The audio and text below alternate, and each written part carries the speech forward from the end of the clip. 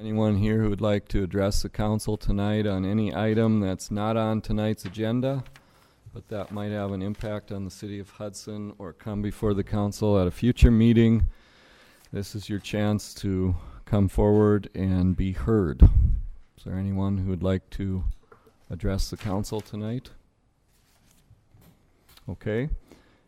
We'll move on to our consent agenda. Will you read those items, please? To approve the regular and special session minutes of September 10th, 2010. To approve claims for payment in the amount of $431,518.98. A detailed description is available in the clerk's office on request and is posted on the website. To approve the issuance of 2 regular operators licenses for the period October 5th, 2010 through June 30th, 2012. Additional information is available in the clerk's office on request. To place on file the quarterly report of the Parks and Public Works Director and the following meeting minutes. Library Board for July 12th and August 9th. Community Access Board for September 28th. St. Croix EMS Commission for September 20th and September 23rd. That is all. All right. Move for approval. There's a motion to approve. Is there a second? Second by O'Malley. Roll call vote. Morset? Yes. Wyland? Yes. Yakub? Yes. O'Malley? Yes. Bernard? Burchell? Yes. Okay, the consent agenda is approved. And we'll move on to the Finance Committee. Item number 4 is an update from Kim Heineman regarding tourism activities.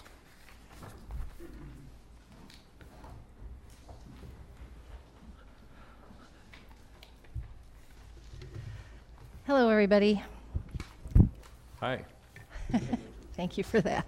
I apologize. I didn't realize you wanted me here for finance. So I was sitting down at 2 steps from here waiting for 7 o'clock. So I apologize for that. In any regard, I would be happy to give you an update here. The Tourism Bureau worked with the City Council towards a 3-year plan for room tax allocations to move up to the 70%. 2009, we were at 60%, 2010 at 65 projections, and the 2011 to be the 3-year plan at 70%. The 70% represents the Wisconsin state statute for room tax allocations to a tourism bureau or tourism entity for use in promoting tourism. Allocations of room tax are designated, and some of the categories in the budget is referencing city tourism and beautification, the grant program, and those 2 allocations are fixed. The allocations to the Tourism Bureau may fluctuate based on collections. So I wanted to point out that, for example, in 2009, the Tourism Bureau was to receive 60% of allocations based on collections.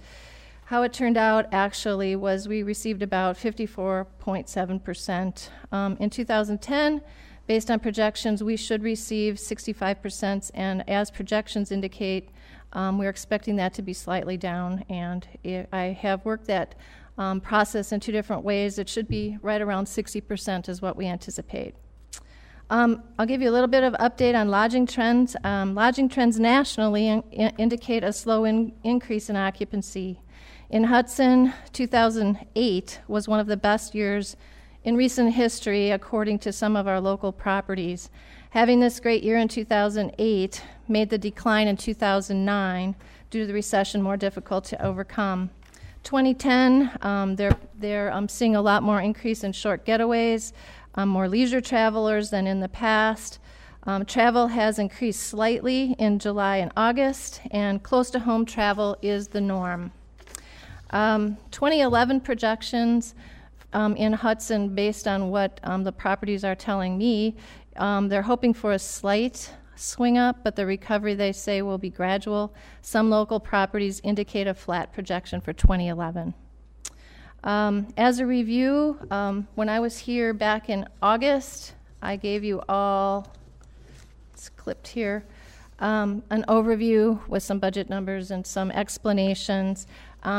Very similar to that today, although When I was here in August, we had just received the first quarter allocations. Now we've received the second quarter. So that is indicated in my reporting. Let's see, some of the highlights. We've enhanced our website. We have promotion of new travel promotions button on that website. We've created new stay and play packages and partnerships with lodging properties. We have 100% participation with lodging in Hudson, which is terrific. We did a golf stay and play package. In addition to that, we're doing a girls getaway stay and play for our Christmas tour of homes promotion that we do. And again, 100% participation from lodging. We do extensive advertising in magazines and on website promotions. We work for editorial coverage. We do all the printing of our tourism literature and promotional materials. We also had a booth presence at Farm Technology Days, which I talked to you about earlier, which was a wonderful first-time initiative to this area and brought thousands and thousands of people to our region. Our lodging properties were full during that event, which will help collections. We also have pay-for memberships in our Circle Wisconsin organization, which is the group travel organization that we belong to, in addition to memberships with the St. Croix Valley Regional Tourism Alliance. We also use the funding for website and web maintenance. We've experienced about a 25% increase in tourism traffic into our office. We have received significant increase in website traffic from 2009. I mentioned to you at the last time I was here the highest numbers in July ever on our website.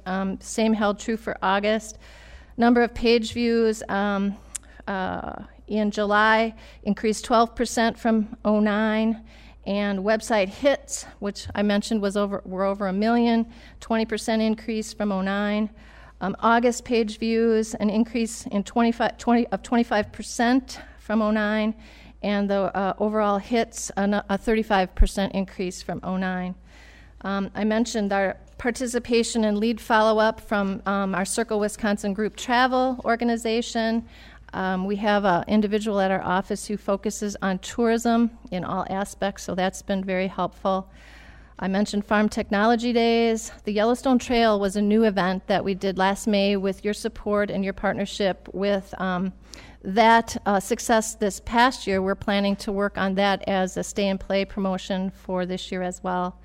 In addition, we also are partners with the State Department of Tourism, and we are linked on their website. They have 15,000 subscribers, and they link us with lodging and attractions in our area from their site.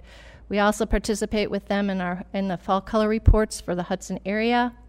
We have partnerships with the St. Croix Valley Regional Tourism Alliance, where we promote communities up and down the river. One new initiative this year was Take Me to the River, which was a successful collaboration of festivals and art venues and a promotion that ran in conjunction with our Spirit of the St. Croix Art Festival. I mentioned that was a wonderful weekend. We were lucky that the floods held off for that event because Stillwater's Art Festival actually had to change venue and move up to the old Zephyr spot. So the flooding was an issue there. So we were very fortunate that we had great traffic, very happy vendors, and a very successful venue with the partnership that we have with the Phipps Center for the Arts.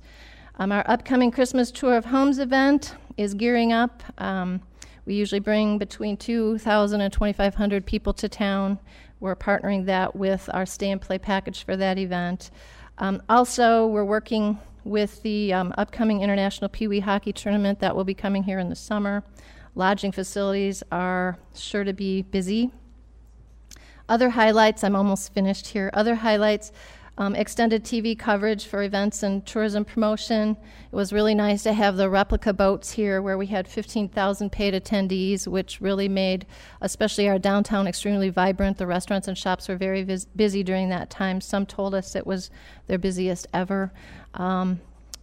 Let's see, economic impact is always a big success for getting tourism activities to town, and people buying not only food and gifts but gas and the like. So we help the community in that respect. Collaboration with chamber committees adds more power and numbers. Our Advertising Opportunities Committee partners with us to be able to provide additional advertising by pooling our funding. We've also worked with the State Department of Tourism over the last 2 years with grant opportunities, and we use some of that grant funding to work with you in updating our signage for tourism around the community, which I think is an added enhancement. I have the best job in town. We are lucky to have such a vibrant community, and at this time, in conclusion, I guess I would like to ask respectfully your consideration in the Tourism Bureau receiving the 70% room tax allocations for tourism promotion to continue. Thank you. Thank you. Well, this is kind of a two-part item. The other part is to preliminarily reconsider the room tax community subsidy budget for 2011. At the Finance Committee, you wouldn't have to sit there the whole time if you want to have a seat. I could go sit down? Okay. Unless someone has a question for you. Thank you, Kim. Based on the fact that room tax revenues for quarter 1 and 2 this year were slightly down, Devin and I decided that it would be prudent to lower the budgeted or projected revenue for next year. Now, I understand from what we just heard and from what I learned as we were talking about this that the third quarter was pretty strong, but we won't have the actual numbers for that for another month or so, end of the month. And so for now, this is built around an expectation of around $135,000 instead of $140,000. I would also point out that the first of these allocations does not happen until the first quarter of 2011 ends, end of March. The returns have to be in end of April, and we make our first disbursement in May. And so we're not pressured to decide the final numbers here, but a framework is helpful, particularly because the third component down at the bottom, this grant program, we started that part last year. We established an independent committee with citizens. They advertised that there were grants available. They took applications. They interviewed and considered the applications, and then they made awards based on that.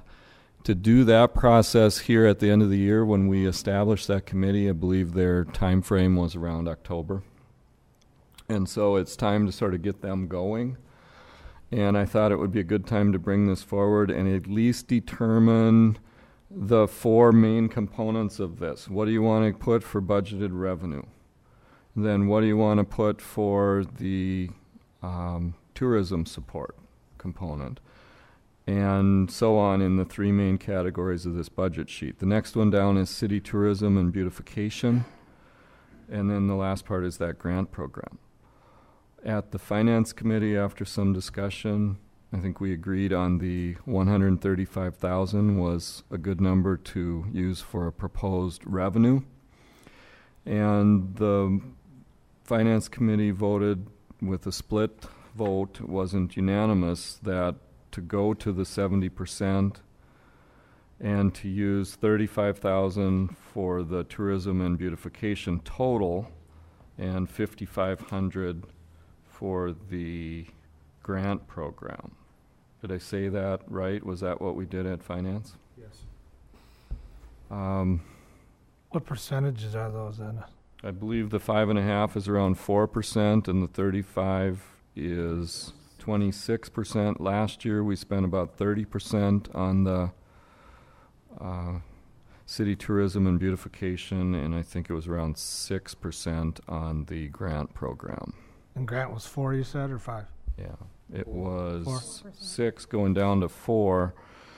The other thing to point out, and I think Kim Heineman alluded to this, these are fixed. So once we set these, they will get that amount. And that's different from what it had been in past years where when revenues came in light, they didn't always get what they had, quote, been budgeted. So when the final accounting was done, sometimes there was an adjustment. Whereas under this plan, you know, if you allocate $3,000 to one of these groups, they can count they're getting $750 a quarter every quarter for the year. And then by the same token, the chamber takes their percentage out of what is left. So if our revenues come in and make the budget, they're going to get the 70%. However, if it's under budget, they bear the entire brunt of being under budget on the revenue. So our other community subsidy organizations, and some of this is internal city budget, holiday lighting, banners, so on, are essentially internal city budget. But these will not vary, so that that money gets paid first. With that, discussion. Well, Lee? we just had a long discussion about asking all of our departments to come in with a zero budget increase, so we didn't impact across the board.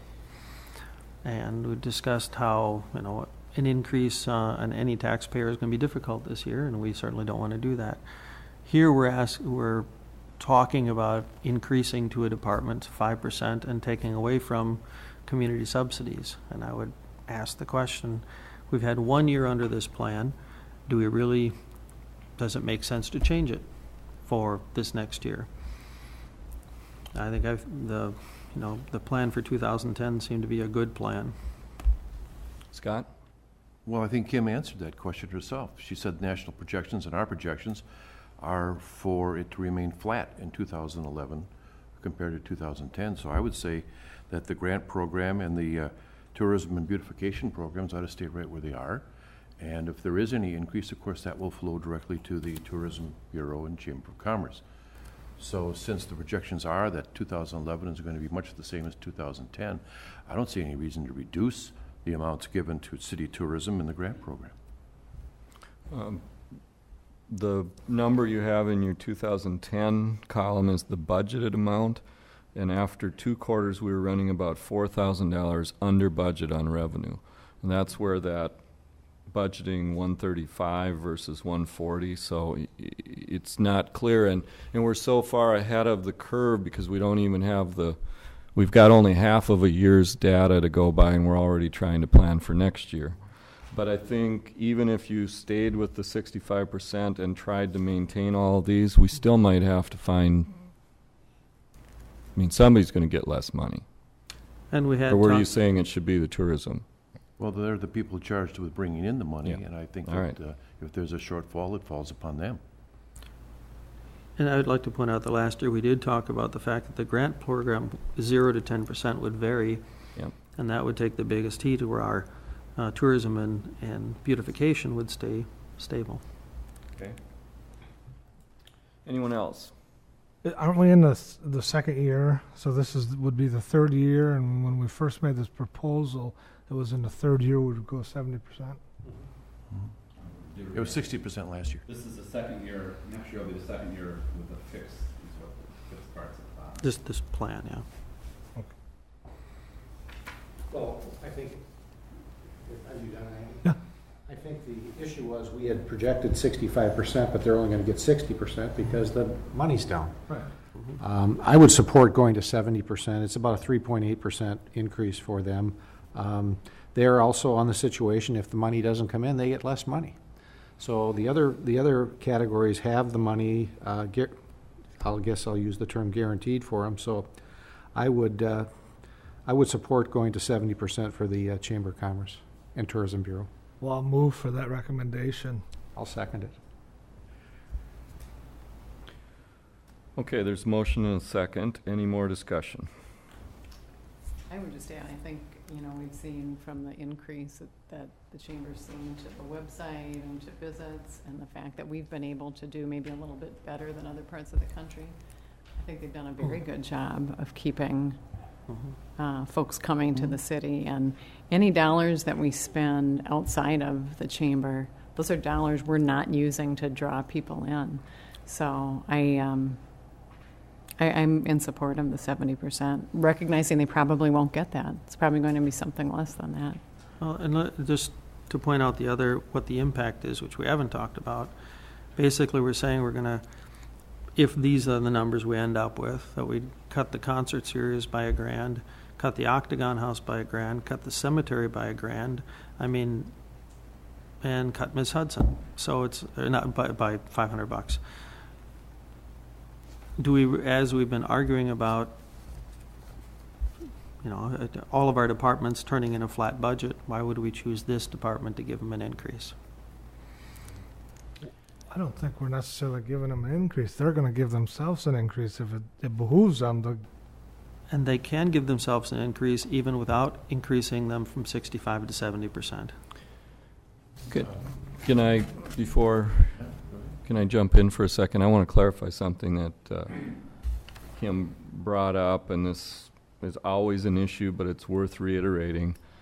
We adopted the room tax as soon as state law allowed it to be done. We were a pretty early adopter, and we created the Tourism Bureau. And in the early days, the state mandated portion of what you collected that had to be spent again on tourism support was 40%.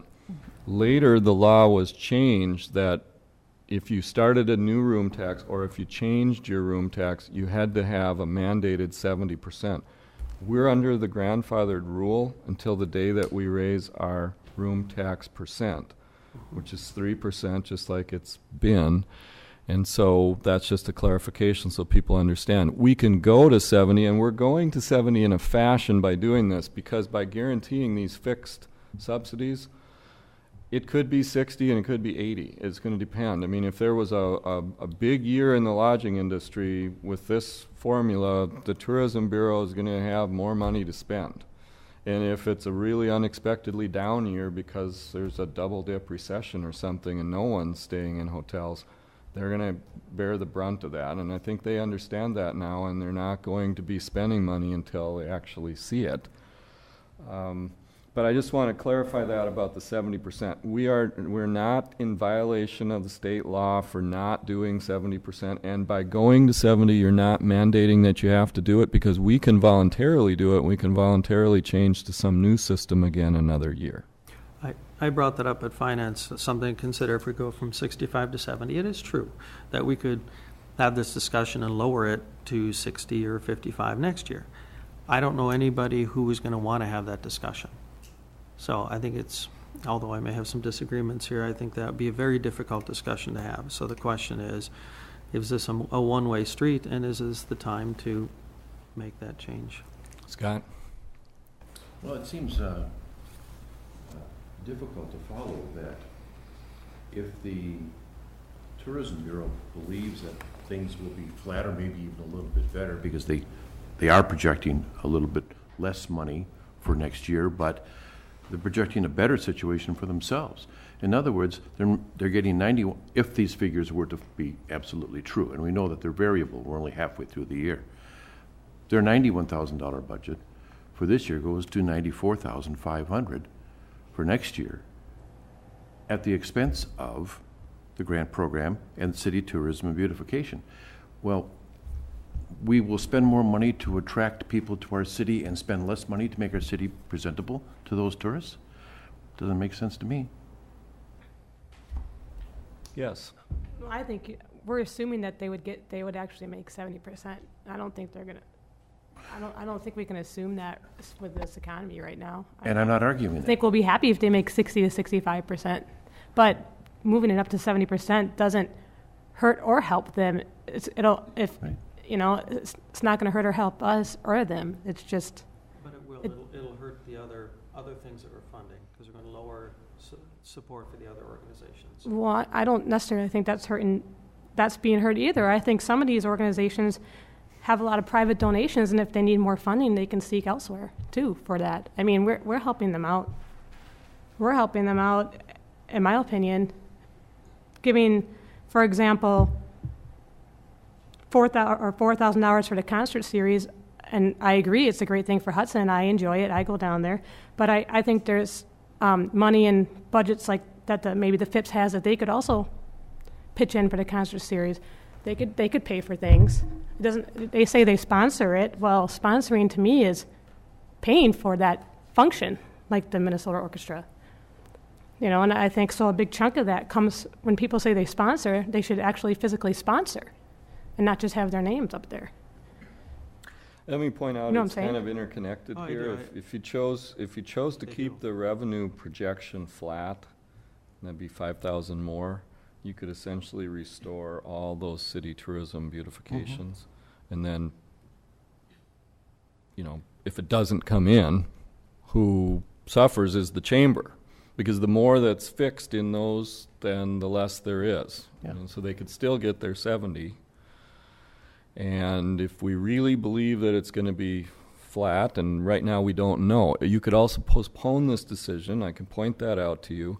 If you want to choose and give the grant program committee their marching orders to get going with that process, which we did in October last year, we could do that part. The rest of this, we have sometimes waited deep into the spring to make these decisions. It doesn't have to be done at budget time. We would also, by the first meeting in November, have the third quarter. So we'd be able to have a greater knowledge. The reason I brought it forth now was partly because of the grant program. That committee, we started that last year. It worked pretty well. We did that. And I can't remember. Kim, when did the grant committee meet last year? Was it in October? Yes. You made recommendations? It's November 1st for submittal of grant request. Was the way we set it up. So we've got a motion, and the motion is only about going to 70%. It doesn't talk about the projected revenue or the allocations between the other two parts. Any more discussion on the motion? I just have a question. Yes. That would go with that. So the line, under the city tourism beautification, the budgeted, everything that's budgeted, can those be adjusted in the future? Are we able to adjust that under the $35,000 is budgeted for, but can we move that money around within those line allocations? Within? Yes. It's not percentage based, but. But they're not, even with it being fixed, they're not, it's not fixed that 1,000 goes to No. this not at organization this or point. that, all right. This year. It's subject to council discretion. I mean, Exactly. And Mary, I think, had a salient point here a moment ago in that, the 70%, I'm fine with the 70% because the 70% is largely a fiction anyway. Because the chamber gets to eat what they bake themselves. And so we are not discussing at this moment, we're not voting on, I believe, at this moment, the amount to be granted to city tourism and beautification or the grant program. That's going to come at a later date, and I think waiting for the next quarter's revenues is an excellent idea. So if we're just voting on the 70%, which was the motion in the second, I don't see any problem with that at all. Yep. So if that's the case, there may be wisdom in postponing the grant committee about a month this year. Let that happen, and we'll come back next month, take up some of those other issues. Mhm. Well, I still stick with my comment that every other department we're asking for a flat, and here we're saying this department gets a 5% increase. I don't think that makes a lot of sense. You've got an excellent point there. These don't actually, this isn't a different part of the budget. I know, but But if, conceptually. for example, if you were saying that the concert series was going to get less from the room tax and you wanted to keep it where it was, then yes, that would impact the concert series. I'd like to say I'm confident what Kim and her staff has been doing and what they've drawn, and the proof of that pudding is in the fact that we had 15,000 visitors over that, 2-week span with the boats down there. I think you'll get it, and I think you'll be okay, and right now your projections are looking that way. So good for you guys, and congratulations. Okay, any other discussion on this? Well, let me just be clear that I think they're doing a great job too. Oh, I'm not Okay. saying you don't, Lee. Are we unanimous on that? They're doing good? Okay. All in favor, say aye. Aye. Opposed, say no. No, 5-1, motion passes. Thank you, Kim, and others. Next, we have, let's see. She's got that in 2 different spots.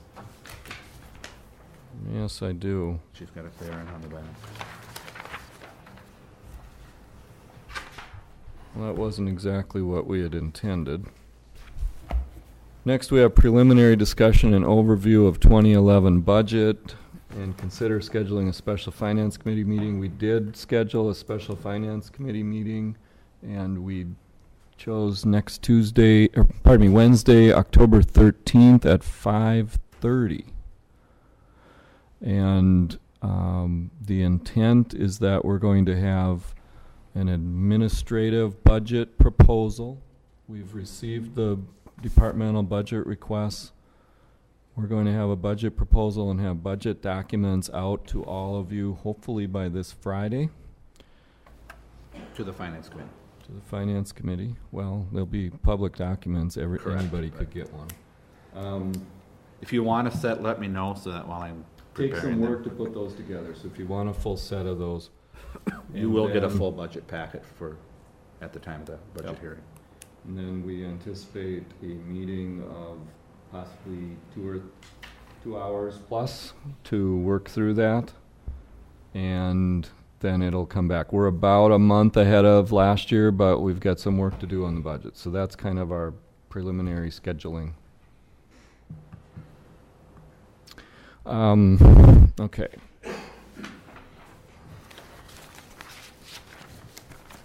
Number C1, authorize Bonestro to prepare a feasibility study regarding stormwater issues in the Grandview Park area. Item comes from Public Works Committee. Alan? Yes, we've been talking about some of the issues, the drainage situation in the Grandview Park area. And we recommended 3-0 to proceed with the feasibility study for $17,675, pending we have the money in our budget, or in the special assessment Impact fee fund. impact fees. And do we? Steve Tracy doesn't, there's pre-1999, and, Betty took over in 99, so we've got all the figures after that. Steve Tracy's confident there's enough in there pre-1999 to cover the cost of the study. Now, whether there's enough in there to do the actual plan, whatever they come up with, you come up with, by that time we will have Steve will have those figures to me for the actual work, for the actual project. But there are funds available to do the study.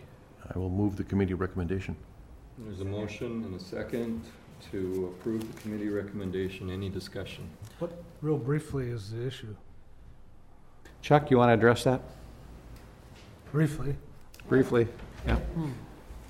Water is accumulating. It needs someplace to go. Thank you, In Chuck. 10 words or less.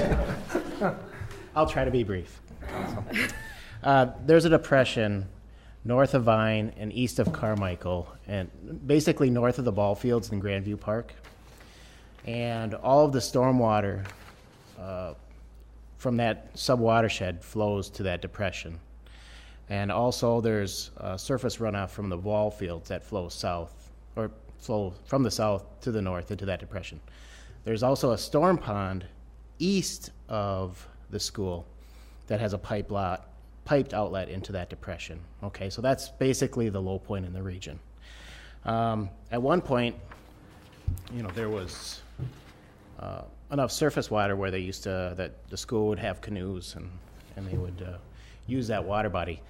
It has silted in over the city's really experienced quite a bit of silting in, and essentially from that parking lot that serves the playground and the ball fields, that's all piped to the woods, and from the woods it flows overland down to this low depression area. And so you have the tremendous amount of down cutting and lateral erosion that needs to be resolved because the channel wasn't big enough for the flows that it was receiving. Also, from the ball fields, the same thing overland. It's cutting in all of these ravines that need to be corrected, or they'll just continually erode. Now, taking a step back here, there was a stormwater management plan that ultimately indicated that this area would have a piped outlet that would go directly south through a series of pipes and depressions all the way down to the DOT system, so whatever it is, a mile to the south. Tremendously expensive way to handle the ultimate drainage. Well, when that study was done, this area wasn't as developed as it is now. It's nearly complete. And so we feel there's a more economical way to permanently handle the stormwater management for the area, and then also correct these other problems. So that's essentially what the study is going to do, is look at options, whether it's piping, repairing those ravines, doing modeling and that sort of thing. So So- that's, In layman's term, you're gonna charge us $18,000 to tell us to dig a bigger hole, put pipes in there and build some kind of wall, well, stop erosion. there's a couple different components of it. There's the data collection and management to collect everything that's been done to date. There's a field to go out there and, tabulate it and take shots on, where all the structures and everything are. Then there's the modeling, and there's the regional modeling that needs to be done to see if ultimately you will need a piped outlet for this area and where that piped outlet would go. Will the recommendation be to continually, as planned, bring it to the south? Probably not. Or a piped outlet maybe to the east and ultimately through the golf course. Or maybe you don't need a piped outlet at all. But if you don't have a piped outlet, there's impacts to that as things silt in and what have you. So there's potentially, a combination of creating an upper pond with a pipe outlet down to the lower pond, some maintenance and cleaning of it. But, just to give you an overall plan now that that area is fully developed, we feel is very important. And then it also helps the school, too, in their future use, because if you've been down there, there's grass trails, and the school uses it as a educational tool as well. And you get this document in place, and hopefully they'll be able to use this to pursue. They have access to different funding sources than the city does. So we'll have this document that we can use to hopefully get outside grant assistance, and that they can use as well to leverage what they can do. We signed a use agreement with the school district for them to use a good portion of this land in question as their middle school forest. Right. One other point I'd like to make about the 17.6, whatever, the 18 grand. 3,300 of it is purchase of 2-foot contours, aerials. It does appear that we have the majority of that, so that 3,300 for the 2-foot contours won't be necessary. There's a slight chance, we may, during our field investigation, say that we really do need to purchase a little bit more, but I'm quite confident to say that you can leave out that $3,300 for that contouring purchase. And if I need some minor component of that, I could come back at the next meeting. But that's through an agency that's, flown it and developed these 2-foot contours. So you're saying 15,000 approval would be enough today? Yes. And do we already have a motion, or do we? Did you make a motion, Alan? No, I think Scott. I did. Scott did. But that is, I moved the committee recommendation, which is that this amount cannot exceed 17.6. Yeah. It can be much less. All right. Well, if the council leaves it as not to exceed 17, I'm going to direct staff to not exceed 15 right now, because it doesn't sound like we need more than that. And then we'll be sure that we don't accidentally exceed 15. That's fine. Any further discussion? All in favor, say aye. Aye. Opposed? Motion passed. Devin, let's not let that exceed 15. I wrote it down. I just have to remember. All right, let's move on to number 2, approve RFP documents to obtain engineering proposals. Again, Alan?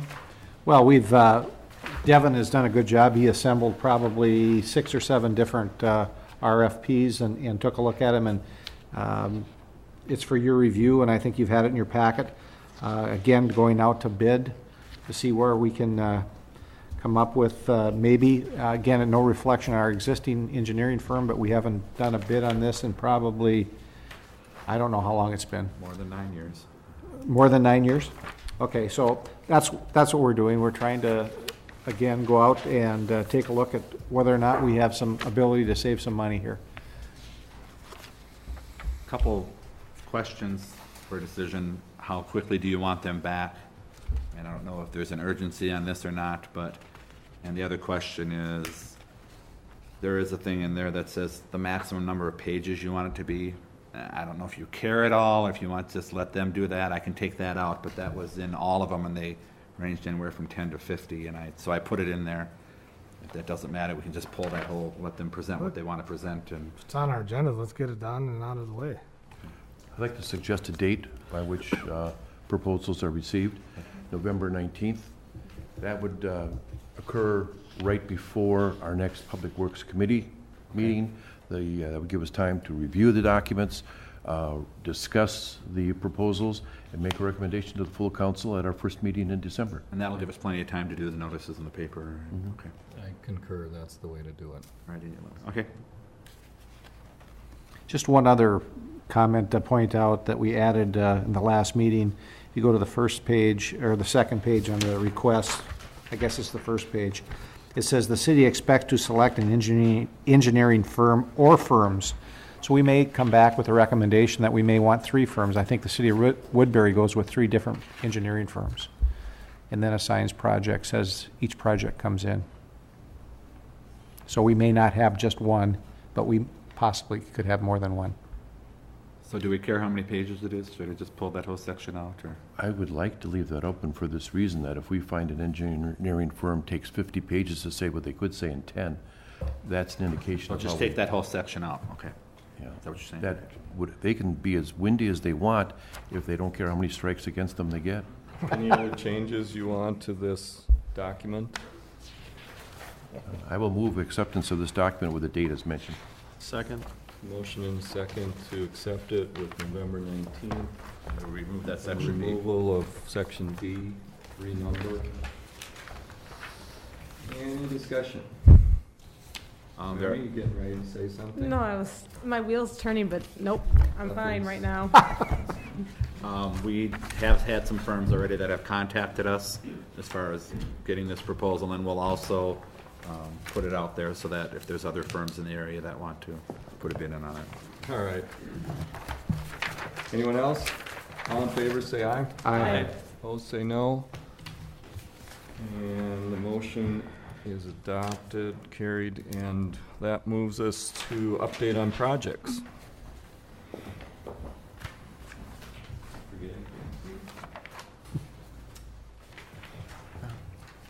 Mr. O'Malley, I hope I wasn't too windy on my last time. I'll talk to you later. Very briefly, we have the Hagan Street, that road has been milled. And now they're working on rehabbing various structures along that street. The curb's completed, and so once that is done, then you'll see the paving. So I suspect early next week or something along those lines, you'll see that paved. Very little work left on the 2010 street improvements. Sometime this week there will be some striping done. Also, there's Red Cedar Canyon. There's Bayberry Court on the south end of that, and there's a pre-construction meeting tomorrow morning for that improvement at 9 o'clock at this office.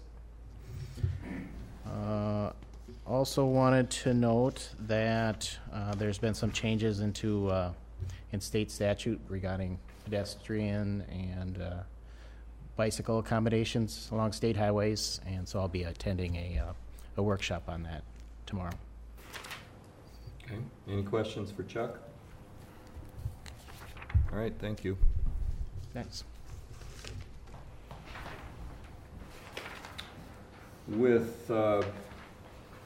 Without objection, I'd like to suggest that we move under number 9E, new business, updates from Bill Rubin from the St. Croix Economic Development Corporation, up and take that now. Any objection to that? Bill, you're up. Your Honor, members of the City Council, city staff, interested parties, for purposes of the minutes, my name is William Rubin, Executive Director of St. Croix Economic Development Corporation. I thought joining me this evening is Greg Knopp, CPA with Whipley CPAs and Consultants, and Marion Furlong, President and CEO of Hudson Hospitals and Clinic. Both of them serve on my board of directors. We're here this evening just to maybe introduce ourselves. My board, a couple of weeks ago, said that over the course of the next 6 or 8 weeks, we're going to go out to towns, cities, and villages to make contact with them for a couple of reasons. We recognize that on occasion there is board turnover, but it's also an opportunity to solicit feedback on things that we should be doing. The EDC, much like the old Hudson Area Development Corporation, was formed in 1993 as a public-private partnership. We are out there doing business expansions and recruitments and so on. I've served in the capacity of executive director since April of 1996. We're pretty heavy into communications. 6 times a year we do a printed newsletter that goes out to a variety of people. I would say that 1,100 or so names and addresses are on that newsletter mailing list. And then monthly, we do an electronic newsletter called the St. Croix Business Facts that again, is probably north of 1,000 names on that. And again, it's an update on what's happening in the county. It's an update on what's happening in Madison. And again, the purpose for this, the meeting, the presentation this evening is just to really make sure that you're aware of the activities that we're doing. Kim mentioned an important term in her presentation, partnerships. We're big into that. We rely on the partnerships with city staffs, business parks and industrial parks, Wisconsin Department of Commerce, other colleagues and cabinet secretaries in Madison, real estate brokers. We've been out this past summer. Instead of waiting for the phone to ring, we've gone out and made contacts and renewed acquaintances with real estate brokers in the Twin Cities. We recognize them as one of the drivers of deals. And one of the reoccurring themes we've heard from them is that the year 10 has been by far better than 09, and that gives us some glimmer of hope going into 2011.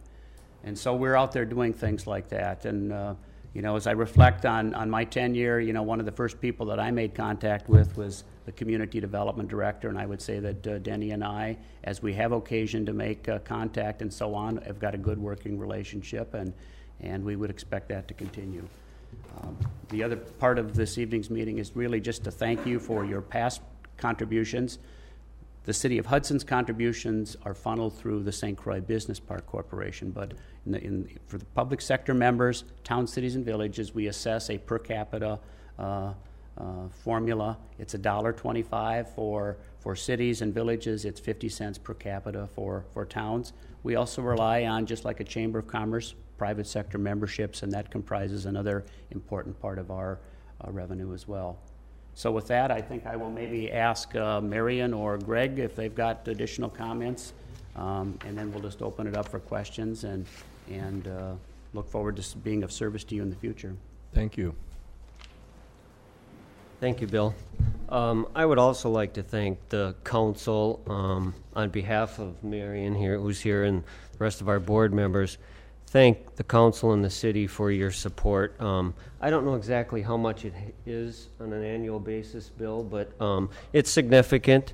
Bill works very hard to make sure that St. Croix County gets promoted, as well as the city of Hudson. So what I want to do is just take a quick few minutes and just to allude to what basically our 5 core activities are. Bill alluded to some of the communications that we have going on with the business facts and newsletters, emails. Marketing and communication is one of the core activities. Business retention, another one of activities he spends a fair amount of time in. Assisting existing businesses. We sponsor a Business of the Year banquet. It's very well attended. Try to recognize all the businesses in the St. Croix County. Had over 200 attendees this spring. Business expansion.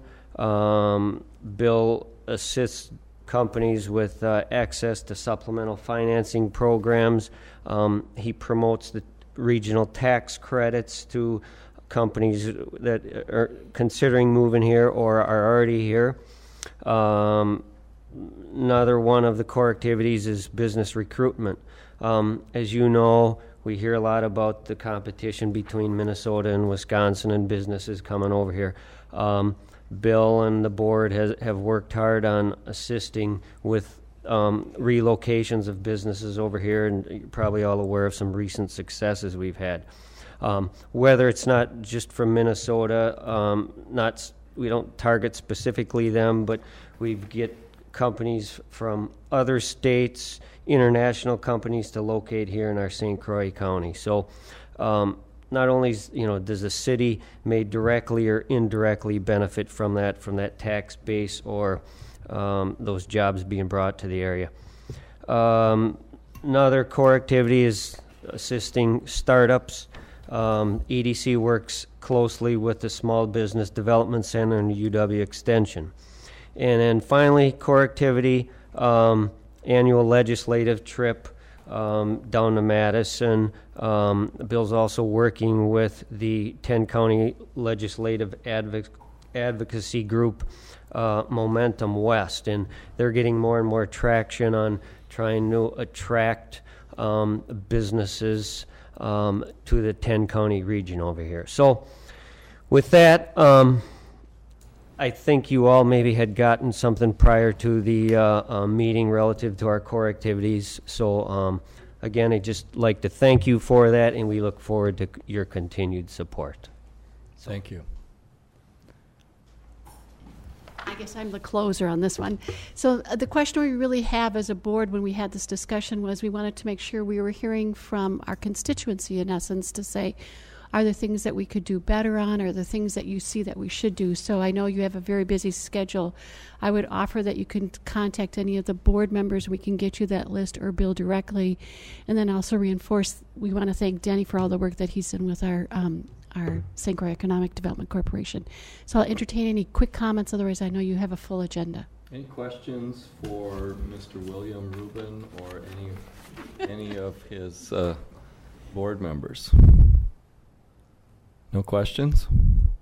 Thank you for your Well, time. we're happy for the partnership that we've got, and I think you've brought value. Okay, thanks for coming. Then let's go back to the regular order, and that would be to take up under unfinished business, item B, parking regulations during snow plowing and other street servicing times, ordinance number 1210. I believe we had a first reading of this last time and then asked for some further work to be done on it by staff and by Catherine, and she has. Would you like to tell about what input you've got now? Well, yeah, I did send out this revised ordinance. I just did a few things to change it. Took some administrative type things that at least I thought were administrative out of the ordinance. But I have also talked with Chief Jensen, called me this morning, and also Tom Zuley regarding the ordinance. And one change that they would like in 1B is make it clear that parking restrictions shall remain in force until the street is plowed curb to curb. And then I would add just a little bit of language, no parking during and after snow plowing. So that's, pretty simple. During and after snow plowing. What do you mean by after? Well, summer so plowing? that if the snow stops falling, but the street hasn't been completely plowed, it's clear, it stays in force. Once it's 2 inches, it goes into force. They have to move their car. And it stays in force until the plowing is done curb to curb. I suggest, Catherine, that that's addressed, or we could possibly change wording slightly to make sure it's addressed by 1A, that there's accumulation of 2 inches or more. If the street hasn't been plowed, there is still an accumulation of 2 inches or more. Well, I'm just mentioning some possible ambiguities that were pointed out to me in the ordinance. If you don't think that is necessary, that's fine. Certainly they felt it important to have curb to curb. Yeah. That makes So sense. that someone can look at it and say, okay, it's not completely plowed, maybe it's been plowed once, but it hasn't been plowed curb to curb. I'm not clear on whether there's always more than one pass required, or quite what. If there's cars on the street that are left in violation of the ordinance, then the street hasn't been plowed curb to curb, so other people would be required, I'm assuming. But I need input from the people who plow the street Well, on this. do we have consensus on the adding curb to curb language? Yeah. Sure. Didn't hear any Okay. objection. So that we can go with. There seems to be not The other- consensus on the other. I whether didn't it's see needed. a real problem either way. If you don't want it, that's fine. I just want to make it clear how long people when they have to take their cars off, once there's 2 inches of snow on the ground, and when they can put them back is Right. when it's plowed curb to curb. I understand what she's saying. She's saying that if the car is left on the street and wasn't removed at the time that it was supposed to be removed, and that street is not completely plowed properly, is what she's saying. The rest of the people. Do the get rest of the people have to leave their cars off the No. street? No, that person gets plowed No. in and gets tagged. Yeah. Unless they have an exemption under this ordinance. Well, they still get plowed in and they don't get tagged. I think to a certain extent, I just have to tell you, you might have to, this ordinance might need to go into effect and the bugs worked out Right. after it's been in process. So Right. I think curb to curb helps. If the other is confusing, leave it out. The- So that's that. Then, in talking with Chief Jensen, it was pointed out, I'm in E1, that the streets abutting Willow River School, Trinity Lutheran, and St. Patrick's are already signed no parking.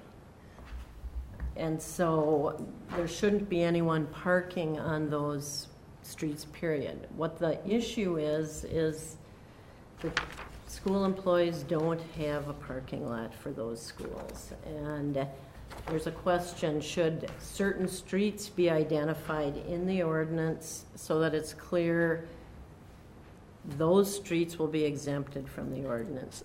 I don't think it's good to have it, I think it needs to be clear what streets are exempted, and then we need to talk to the schools, find out what streets they think should be exempted, and see if that's doable. Marty brought up one other alternative, and this is really for council discussion. Maybe we just give school employees exemptions, school employees of those schools under the exemption provision. That raises issues regarding, well, then they're gonna be, there's gonna be more streets that will have single cars on there with an exemption. That's a problem from the plowing standpoint. But I don't know plowing, so I need help in you folks and Public Works to decide what's going to work best for the objectives you're trying to accomplish. Can I ask, the assumption earlier is that the streets abutting are no parking. Around Willow, there's parking on both sides of Oak Street. You park up against the building, you park across it, so abutting street definitely has parking, so is on the west side and the east side. Not on the Okay, I don't west side, know the no answer to parking that. between 7 and 4:30 during school hours.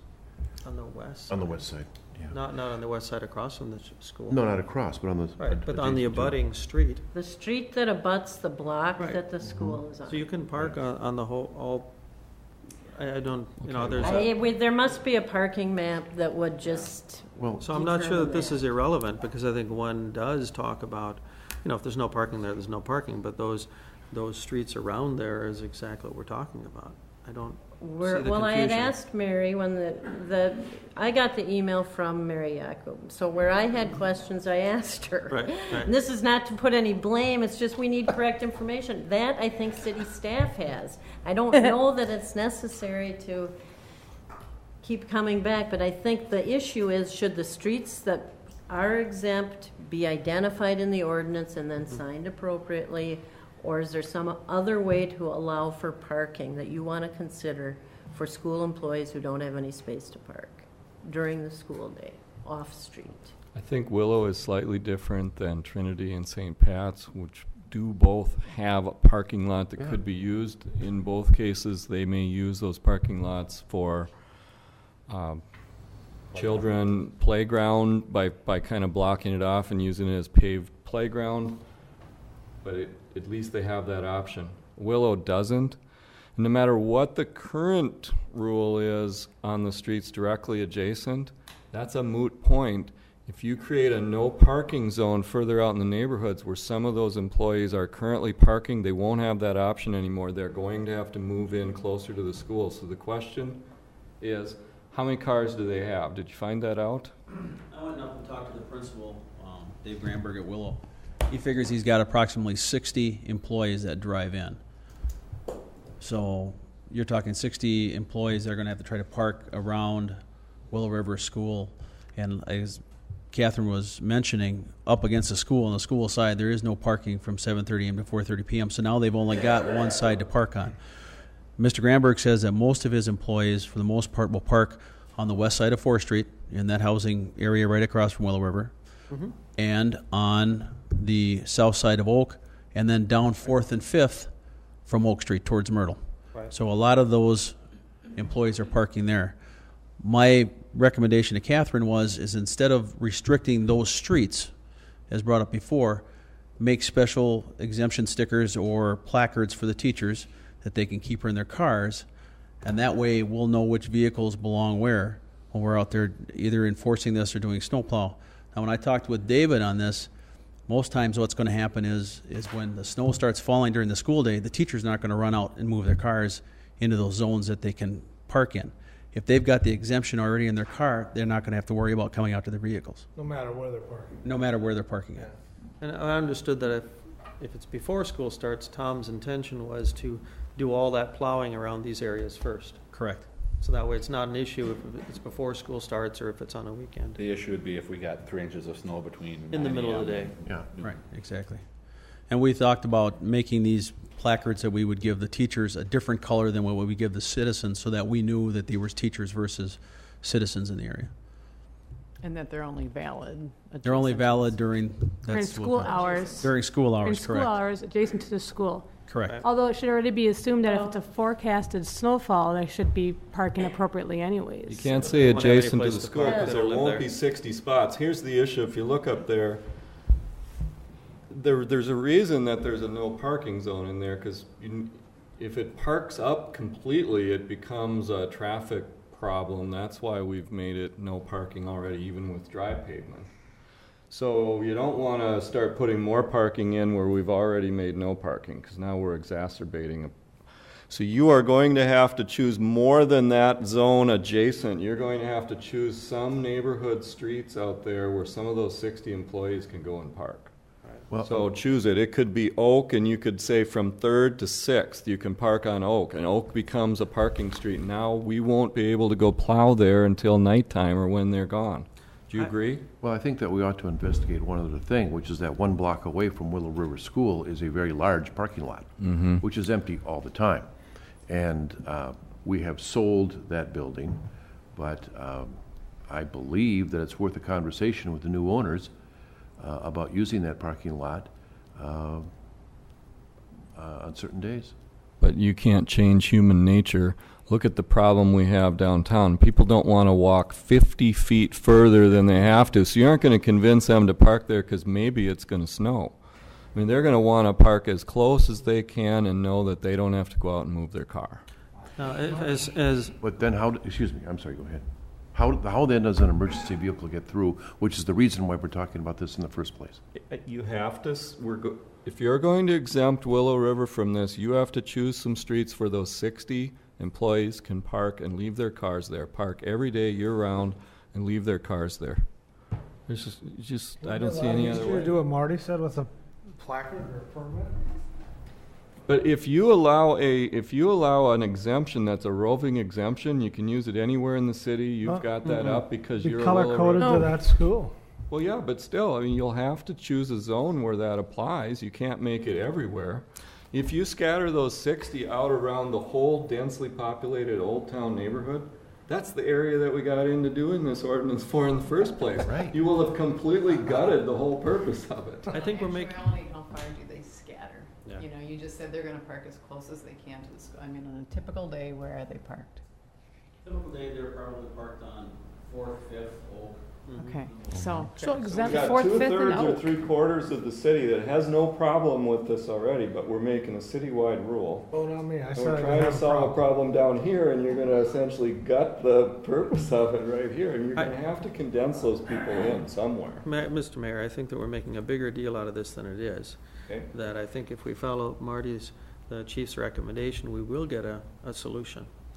And it is, like you said, a small number of vehicles. It's not, and if we look at how often does it snow in the middle of the day that we're gonna have this issue? I mean, if you start cutting this thing down to how often this is gonna be an issue, and you, as Mary, or I remember who mentioned it, to say, this is color-coded to the school hours, so when you're an employee right there during the day and it snows in the middle of the day and we start plowing, you know, you can be plowing other areas of the city, they move and you finish plowing here.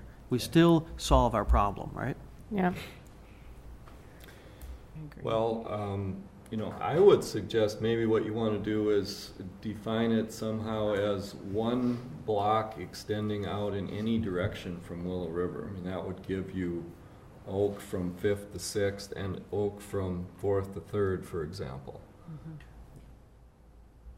Can't we just say what those streets are And in the ordinance? list them out. Yeah, I just think then people know. Do you think that we want to cook this here tonight to the point of it's ready for adoption? Do you want to have it, and it was the action of the council to take this as a committee of the whole, a special meeting, and at that special meeting, we made a lot of progress. I think we're on the verge of something here. So now we're committee of the whole. Do you want to set this as a special agenda item again for a special meeting, or should we sit here and work this out? Can we please work this out? I think I we don't can work think it it's out. an I don't see why it's a problem to do Oak from 5th to 6th. I don't see And why we if- have to limit it. I really don't. Okay. Because people are gonna park within 50 feet because they don't want to walk that far anyhow. Okay. They're not gonna park 3 blocks away. So we'll If we give take the out same logic. 60 passes that exempt them. Is that, we'll give out a pass. And that the number can be determined administratively by staff, police department or somebody. We'll give out permits. Is that? Is it just during school hours though? Because you also mentioned that sometimes teachers get there early or stay Well, you would, late. teachers would get there, what, between 7:30 and 8, so it would be from 7 to 5. Something general enough where if they're there late, And if on that day that it's snowing and it's past 5 o'clock, maybe they need to move the Okay, car. I I'm mean, I think just- we so can, we we didn't can make get it. something reasonable here. and I don't remember if it's in here, those stickers are going to have license plate numbers on them, so they go with that vehicle, Mhm. correct? So I yes, don't know. that's, I didn't put it, it's not in it there.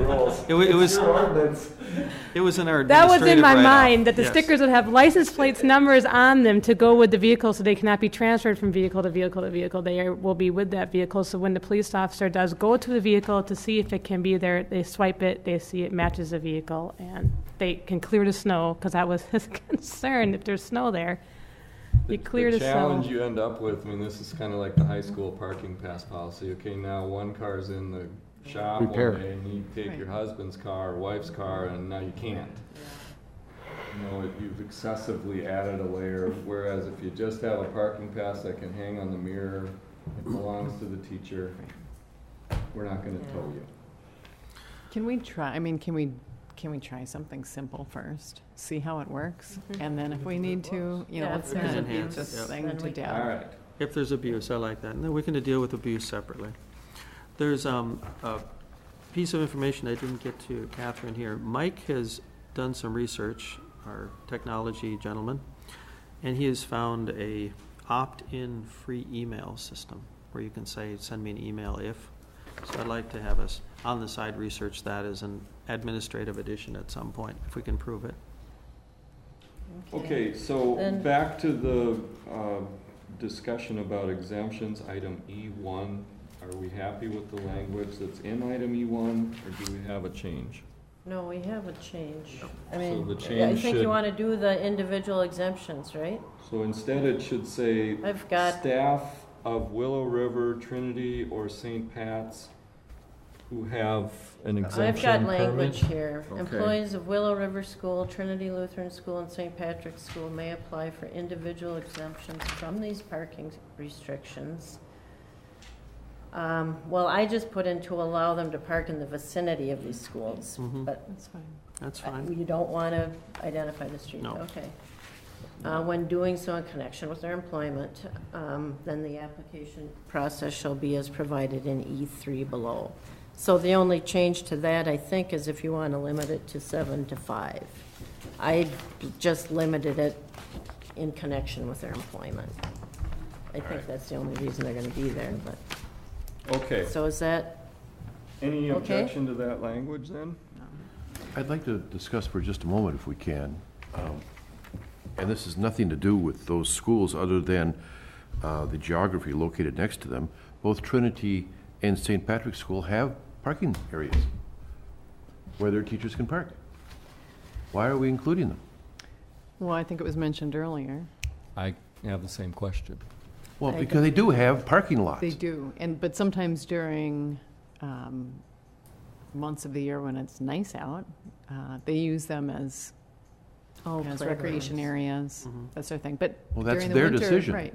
But during the winter, it's certainly I'm with you. prerogative. I think Yeah, they could Willow both River's the adapt. only school that's landlocked here. Yeah. They- Trinity would have funerals too. I don't know if that would affect it, but parking. It does, and the point is that fills the lot and then it's not available for the, so what they do in those situations, they actually ask the staff to go out into the neighborhood so that the funeral crowd can come, use the lot, do their event. That's the way that goes in practice. You'd have to have the unfortunate situation of a funeral and a snowfall happening at the same time, and then you'd have chaos, and you have to wait till nighttime to plow. Well, and I'm not trying to pick on these schools, it's just that they do have something that Willow River does not have. Yeah. Well, you can make an amendment to your, Excuse me. Well, I would wish to do so at this time. well, you want to Well, strike do you wanna Trinity delete- and St. Pat's and make the permit system just for Willow River staff? I think that's the best use of our city resources, yes. Right. I think we have some other changes, but let's try to get a working Okay. model here. You want to keep I going? actually have extra copies of this redraft that Yeah. might be helpful. This is good, because Take a look at. there's a mood to try to get this done after about 8 months. Somebody sees light at the end of the tunnel. Okay. No, I don't have a problem with those changes. In fact, I did Nope. that statement came from the old ordinance. I assumed the research Yeah, was no, done on that old ordinance. this ordinance, I think, has been put together just by several people, so Right, we're I don't have a fine. problem with any of the changes. Good. So in B, just to be clear, we'll take out the and after and put in the curb to curb. Yep. 1B. 1E, we'll take out Trinity Lutheran School and St. Patrick's School. And then if you want to read through the rest of that and say whether it's okay. Do we want to define vicinity No. as within 2 blocks or something? 1 or No. 2 blocks. I would. I I think you're overcomplicating it. Just got done saying that they're Yep, going to park as well- close as they can. But we're defining the word I don't know. vicinity as it pertains to this ordinance, which I think is germane to the topic. Well, do we It's really always assume better to it? have it more specific, in my view, because if someone's out 4 blocks, well, basically, if someone has a placard, they're going to be able to park anywhere in the general area of the school using vicinity. And Compared to Eau Claire, I mean, anywhere in the city would be in the vicinity, and they'll argue that and win. All right, well, I was going to say, it's the middle of the winter time here we're talking about, and you're getting ready for a snowfall. How many people are going to park more than a block away? But if you want to put it in, it's just, you end up with a situation where somebody parks on the other side of the block and gets a ticket. I guess they just have to know that vicinity means 1 block. 2 city blocks. They'll probably get plowed in if they park too far away, and they won't do that again because Yeah, we might won't be be plowing safer, in the area they're supposed to be in, and we will be plowing in the other areas, and so they'll get plowed in. Well, What how did you does say, it- Scott, 2 city blocks? Within 2 city Yeah, blocks. that's fine. That's a lot of territory when you, Okay, you know, fine. use it on all 4 sides of the All right. Willow River School. I think it's Let's- sawing You take sawdust. much but longer, it's that's going okay. to be snowing Okay. before we actually. That's- Exemption process. Within 2 city blocks of Willow River School. Just what I wrote. Is that from the Okay. property line or the center? You tell me. Fallway of the street. The only, in the process, Public Works would like the applications to be made to the Public Works Department for the, just because they're familiar with the plowing and Yep. feel they can, they should, then they know they can notify Marty. It eliminates one step. And where, which section? So is that this? would be 3A instead of City compliance. City Compliance Officer, it's Hudson Public Works Department, and Right. Tom Really? will designate, The only logic here was the compliance officer was somebody has to determine, is there a driveway, isn't there a driveway? Are they in compliance with other ordinances? When, he comes out, he's out there inspecting other, the property. Does Public Works want to be in the business of enforcing compliance? As far as if there's well, they won't be off-street parking? enforcing it. This is just to give an exemption. They'll be out They have there, to- they'll need to look. They have to go out there, they have to look at the property. They requested Determine. this. That's what they want. They That's want what it? they Right, want, who cares? Tom? All right. I would venture that our public works employees know that the properties of the city better than anyone. Yeah, if that's what they want. I was that's just thinking about, since it's a compliance issue, it's a permitting No, it's an, issue. it's an issuance. Keep It's not a moving. compliance with it thereafter. Yeah, and they'll be able to assess, you want to, just what impact it's going to have on plowing and whether it's a hardship, whether there's off-street parking available. That's right. All right, let's Okay, move on. this is just minor, but since we're doing it, the 3C, I would add sticker or placard. I think that's what's going to be given rather than a sticker, because they may need to Yep. trade in Yep. between. That's fine. So that's that. Okay, let's stop right there. Let's talk about 3A and B. First violation, warning. Second violation, $25. Cars not towed. Third violation, $50 plus tow fee, cars towed. Problem with this, and I have suggested and wanted to have something similar for our downtown parking meters. We have often out-of-town guests at a restaurant or a store. They don't realize we have those parking meters there for a reason. It isn't revenue. It's to turn over those parking spots. If you leave your car there longer, you will get a ticket. And they're surprised and often angry about it. And, if there was some sort of a warning system for them, it would really be great. But we don't have such a system. So what happens right now is, and you get a warning typically on a parking deal, you just get a scrap of paper that says, hey, just to let you know, you just got a warning, but we don't track that. We don't have a system for tracking it. We have a pretty sophisticated parking ticket system that's computerized, and now they actually take pictures to document the offense and all these things. They carry a handheld computer that has a lot of data in it. But we aren't set up for doing warnings like this. So the question of can we, I imagine almost anything can be done. But we don't have it right now. So I Yeah, think what you we'll have have to to do ask is it won't be a Marty. warning, it's gonna be an offense without a fine. And we'll have to put it in as a new category of offense, and all of those are gonna have to go into the Clancy system as a violation, and that way they get tracked as a violation, and it's sort of like it is a first violation, instead of saying, it's a matter of semantics, but just so everyone knows, we don't really have a system for warnings right now. When I spoke to the chief about this earlier, and if we start looking at how many times do we expect this to somebody to be an offense? Is somebody that they're going to do it over and over and over again or not? We'd spoke about the possibility of just having a very simple system to track these things. Now, if you put it into the Clancy system, doesn't that also hit their their driver's license immediately on first warning? Not if it's zero, Not if they've got, 0 points or anything, it Is doesn't it a- matter.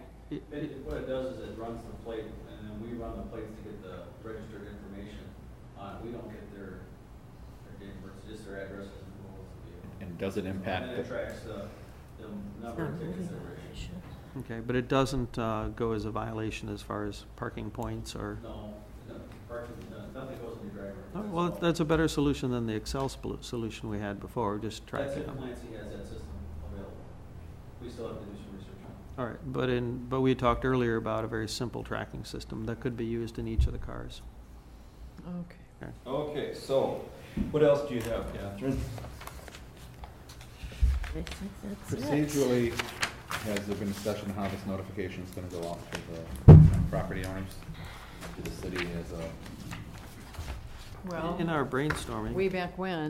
when we were actually had a ad hoc committee, we talked about setting out a separate card. We talked about sending something out with the water utility bill, which I believe we've missed the deadline of. well, it Could could do go in out the with next one. it could go out with No November. tax. Mm-hmm. I would recommend if you're gonna do that, either a postcard or have it be not just on the bill Right, as a separate. right. I believe we Insert can do or, that, yeah. mhm. We'd love the newspaper to do an Yeah. article about it. Oh, they will. You can count on it. Nice little, Yeah, there should be education, I mean, notifications, so. Staff will work on that, okay. I just think it's important that there's nothing in the ordinance that compels the city to notify residents that it's snowing and that we're sending plows out, just so people aren't expecting that. It's up No, to it the says with or individual. without notice, they're responsible. I think you're better off if you make a decision to put it on the website and get it out to people because I think that's, then they've got a place they can look. Right. The difficulty just- with that is if it's on the weekend and there's a limited, because our website is somewhat antiquated, there's a limited number of people that can get it on the website.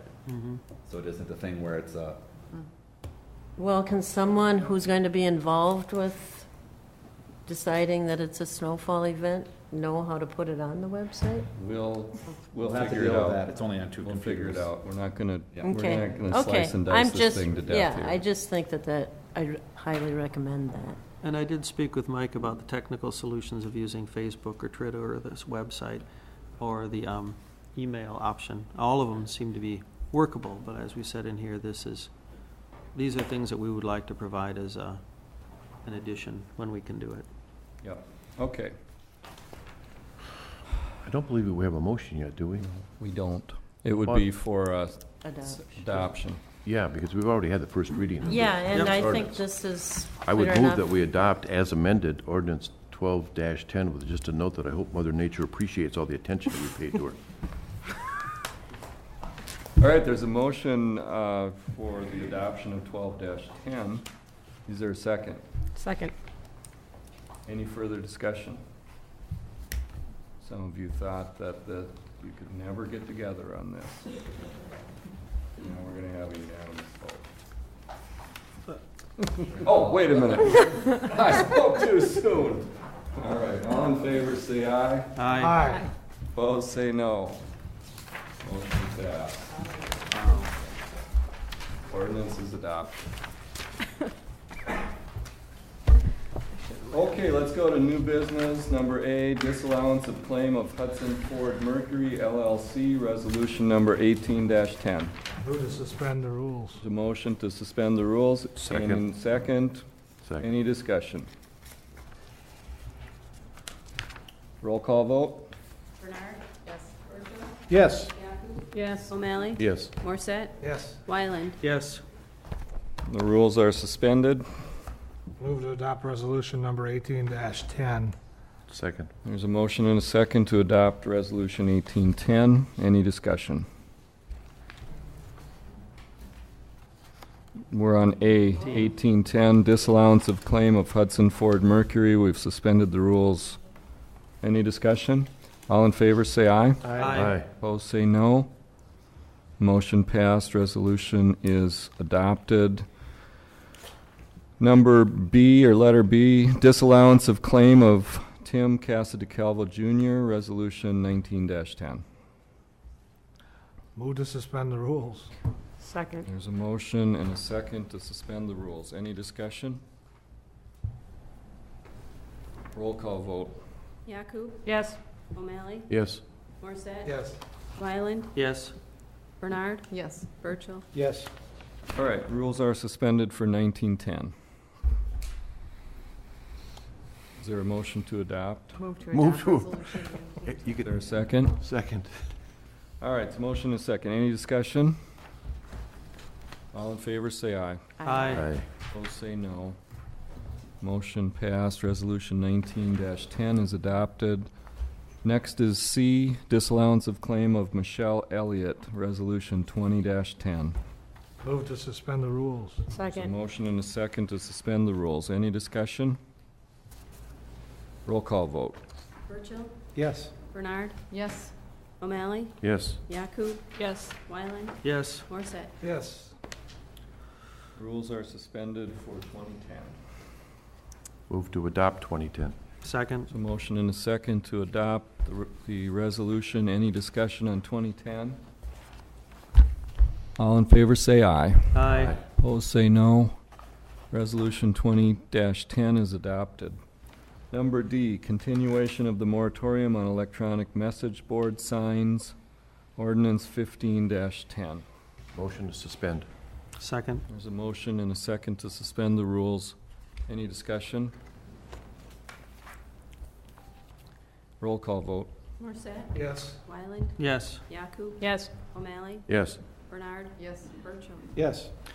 All right, rules are suspended for ordinance 15-10. Move to adopt 15-10. Second. There's a motion and a second to adopt the ordinance. Denny Darnold's here to talk about it. Well, essentially, this is to extend the moratorium on electronic message boards until December 31st, 2010.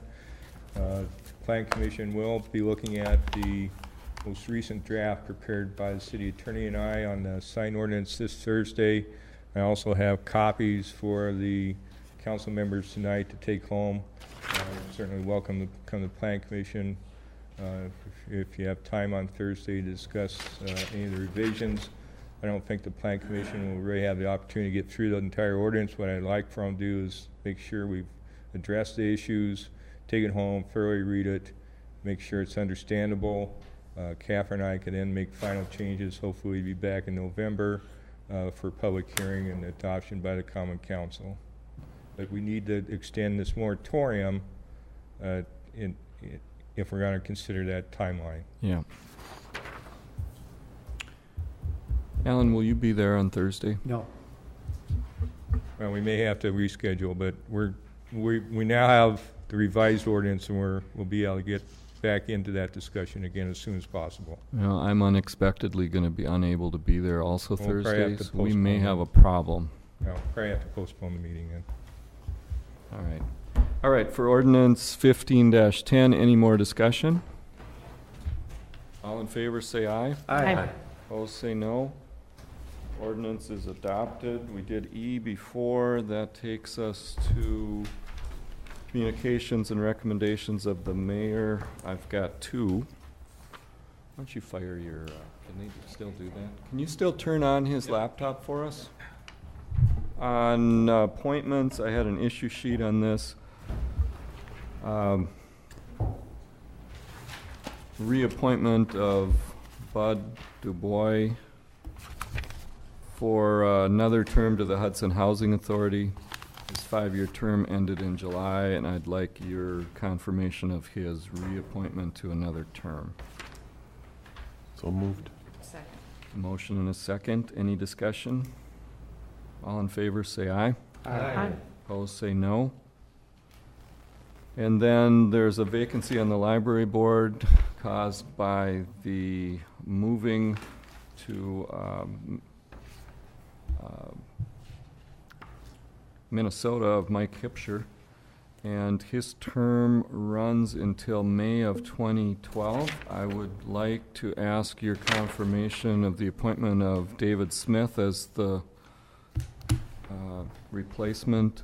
I've got some biographical information on the back, and Mr. Smith is here tonight. He's been a resident of Hudson since April 1999, serves on the board of the Stone Pine Association, has served on a city council when he lived in Iowa and on the utility board, and I think he's well suited for service to the city and the area on the library board. Move to approve. Second motion and a second to approve. Any discussion? All in favor say aye. Aye. Opposed, no. Thank you for serving. There are some challenges there, and I'm sure you'll find it interesting.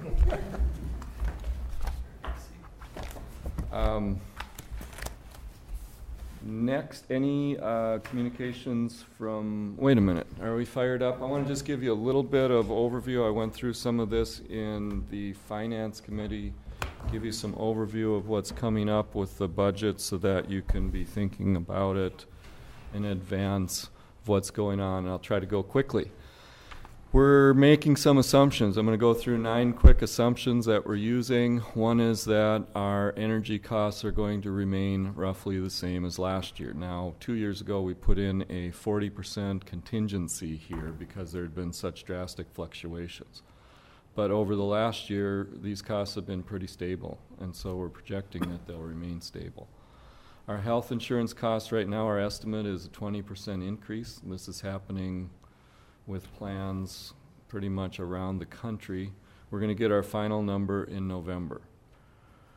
Staff wages, we've got 2 unions of 2 of our bargaining units, clerical and public works, both are still in contract years in which they'll get a 2%, 1% raise. That's a 2.5 effectively, roughly.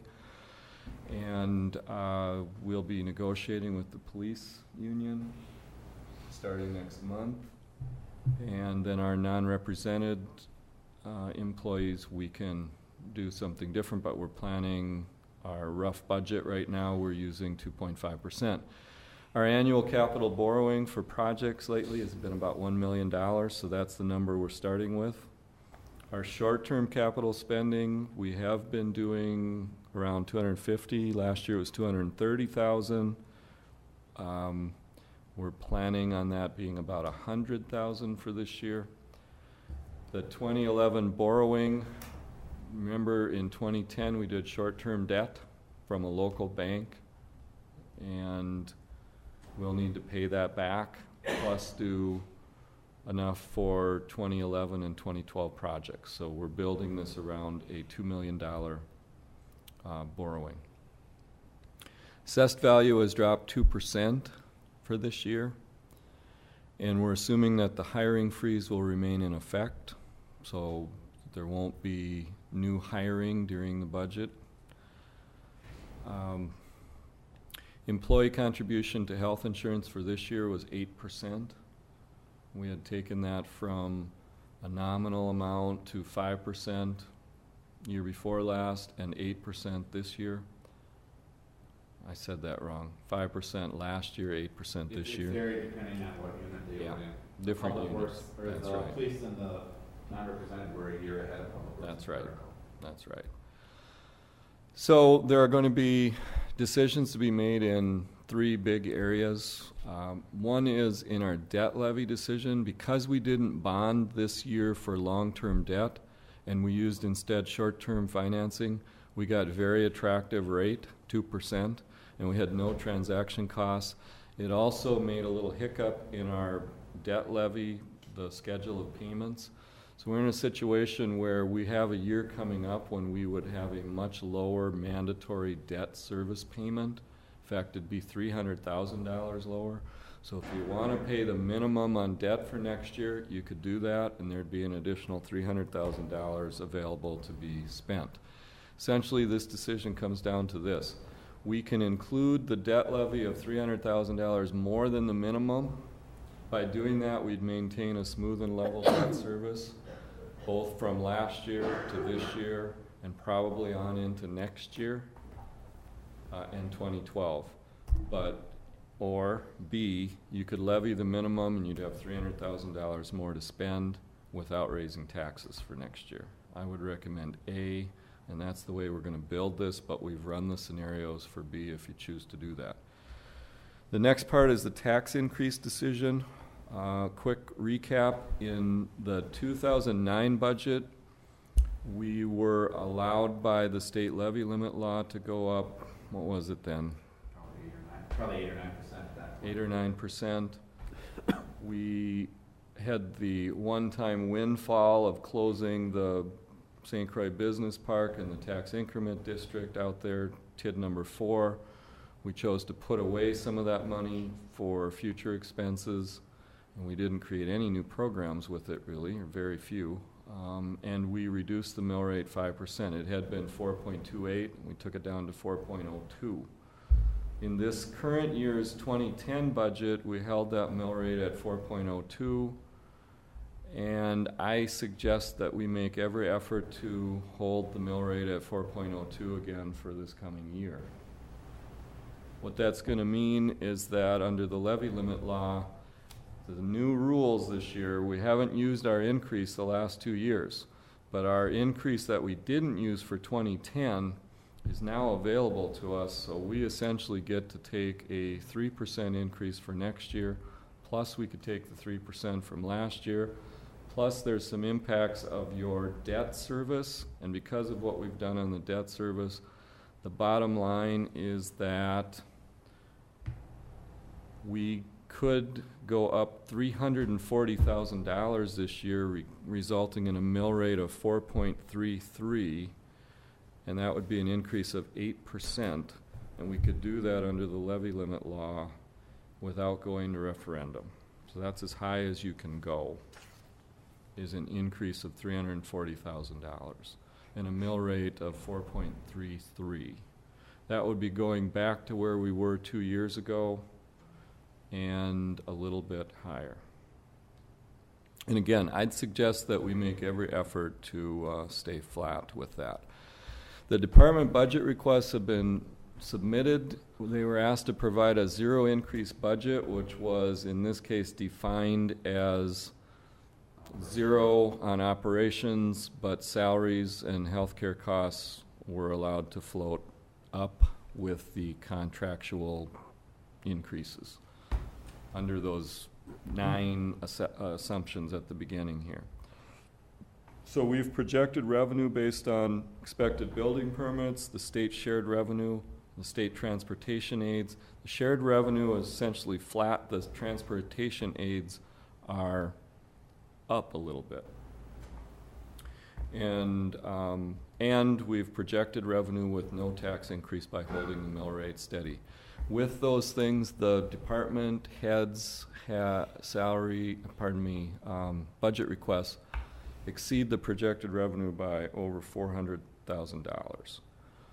I think Devin and I have already come up with a way that we can trim that to about $300,000. And when the budget books are ready, we're going to work that through before it comes out and present you with a administrative budget that has no tax increase, pays more than required on our debt, and we should have that available by next Friday is the goal. That's what Devin's task is. We've scheduled a special finance meeting for the 13th.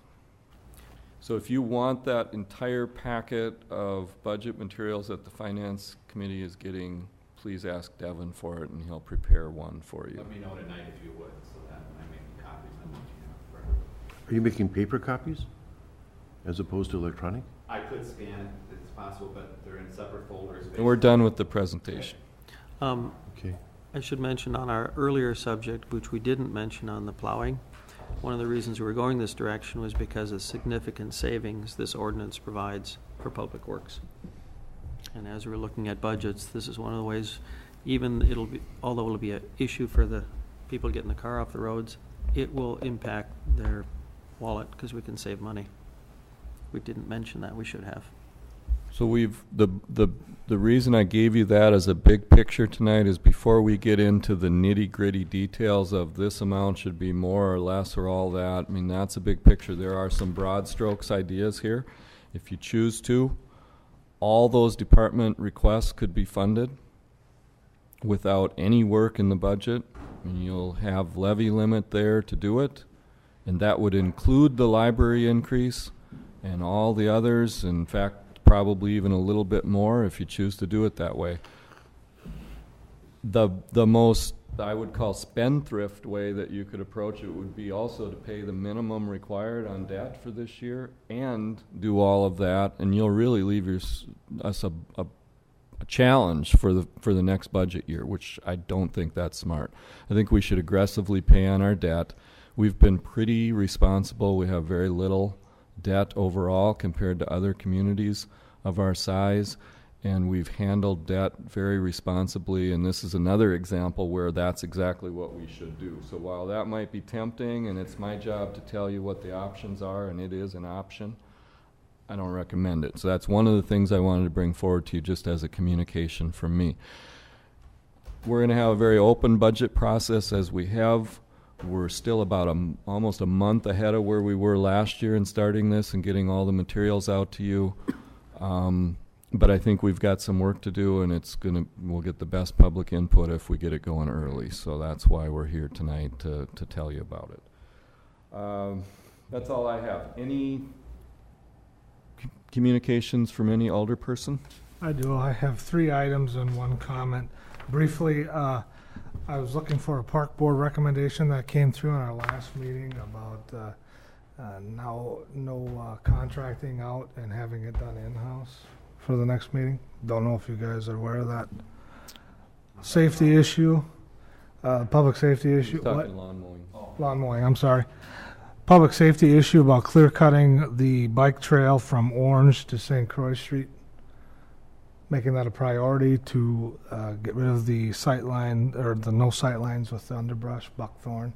Say it again. Clear cutting on Clear which cutting street? the underbrush from the bike trail to the west side of the bike trail, or both sides, from Orange Street north to St. Croix Street, where the assault had happened. Yep, yep. And then for Public Works, Grandview Drive seems, when you turn on it to go to the government center, that road, that needs maybe to be looked at next year. It's pretty, you turn and you're turning into like a gully. The road's really kind of beat up. Carmichael, yeah, excuse me, yeah. Yeah. And then my comment is I was disheartened by the response time of the EMS on Saturday when in the booster football, and I don't know the circumstances around it, but was disheartened that a kid had broke his femur bone, and it took almost a half an hour for an ambulance to get there. And I've witnessed a minor fender bender where we had 2 paramedics, 3 fire trucks, 2 ambulances, and 3 squad cars, and we couldn't get an ambulance to the football field by the middle school within a half an hour. That would have to be brought to Eric's attention. No, I'm just saying, that's a comment, but I was disheartened by the response time, and that shouldn't have happened. The poor kid was there for half an hour on the field. Getting back to the mowing. Let's refer that to the Public Works Committee. They're already working on it. Okay. I have one update. Okay. We were talking about flooding earlier. We still have significant flooding problems downtown, and I'd like to get an update on where we are with the Vine Street project. So we still have Locust and Fifth and all that flooded area. I'd like to know where we are with that study and what our plans are, where it falls into the new stormwater plan. Mm-hmm.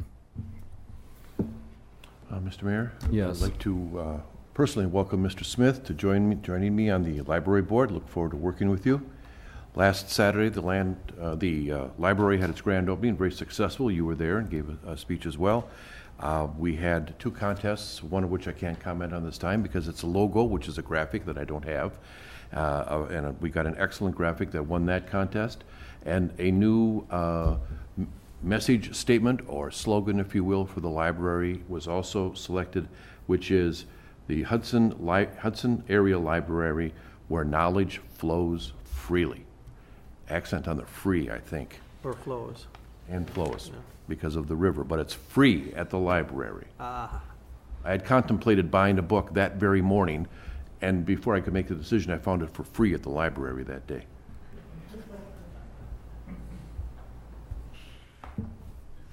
All right, anyone else have any comments? Lori? No? Mary? Nope. Alan? No.